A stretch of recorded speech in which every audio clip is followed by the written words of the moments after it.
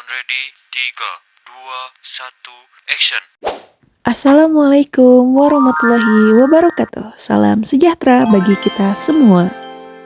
Baik, di sini saya akan membahas materi tentang evaluasi perkembangan peserta didik dan peran guru. Semoga teman-teman paham ya dengan apa yang saya sampaikan. Baik teman-teman, yang pertama yaitu ada pengertian evaluasi perkembangan peserta didik. Evaluasi perkembangan peserta didik adalah proses sistematis yang dilakukan untuk mengetahui sejauh mana pertumbuhan, kemajuan, dan pencapaian belajar siswa. Evaluasi ini tidak hanya menilai dari sisi akademik semata, tetapi juga memperhatikan perkembangan siswa secara menyeluruh, termasuk aspek kognitif atau pengetahuan afektif atau sikap serta psikomotorik atau keterampilan. Artinya, selain melihat nilai, kita juga memperhatikan kepribadian, sosial, dan emosional siswa. Yang selanjutnya yaitu ada tujuan evaluasi perkembangan peserta didik. Adapun dari evaluasi perkembangan peserta didik antara lain adalah yang pertama, mengetahui kemajuan belajar siswa secara menyeluruh. Yang kedua, menentukan sejauh mana efektivitas proses pembelajaran yang telah dilakukan. Tiga, mengidentifikasi kesulitan belajar siswa secara dini. Yang keempat, memberikan umpan balik kepada siswa, guru, dan juga orang tua. Nah, yang selanjutnya yaitu ada aspek dievaluasi dalam perkembangan peserta didik. Tiga aspek utama yang menjadi fokus evaluasi adalah yang pertama, kognitif, yang mencakup kemampuan berpikir, mengingat, memahami, menganalisis, dan menyimpulkan.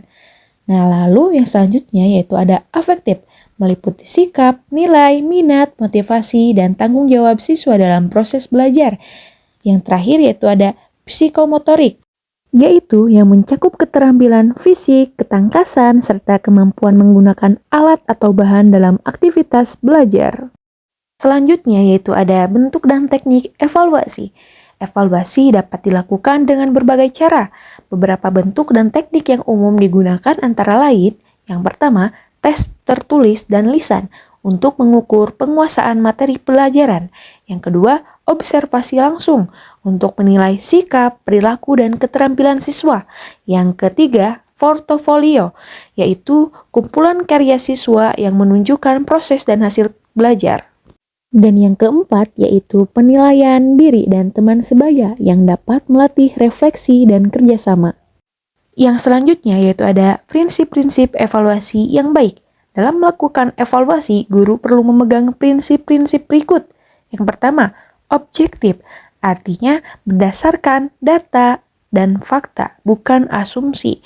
Lalu yang kedua, adil, tanpa memihak dan memperhatikan latar belakang siswa.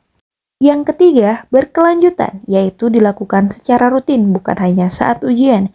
Yang keempat, menyeluruh, mencakup semua aspek perkembangan siswa. Yang kelima, terpadu, sebagai bagian yang menyatu dengan proses pembelajaran.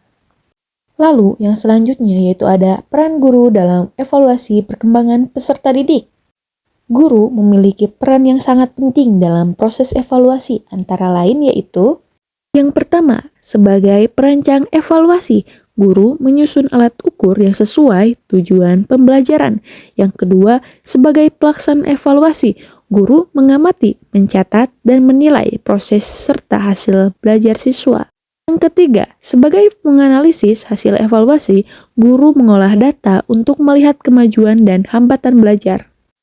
Yang keempat, sebagai pembimbing, guru memberikan arahan dan dukungan sesuai kebutuhan siswa. Yang kelima, sebagai komunikator, guru menyampaikan hasil evaluasi kepada siswa dan orang tua secara terbuka dan konstruktif. Lalu yang selanjutnya yaitu ada tantangan dalam evaluasi dan peran guru. Dalam praktiknya, guru menghadapi berbagai tantangan seperti yang pertama, banyaknya jumlah siswa yang harus dievaluasi.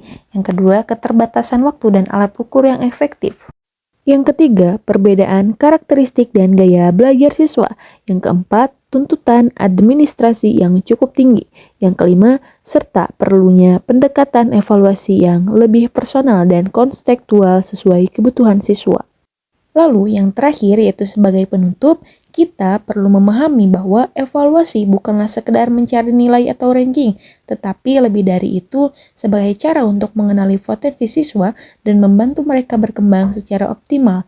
Disinilah peran guru menjadi sangat penting, tidak hanya sebagai pengajar, tetapi sebagai pembimbing dan pengarah dalam proses belajar peserta didik.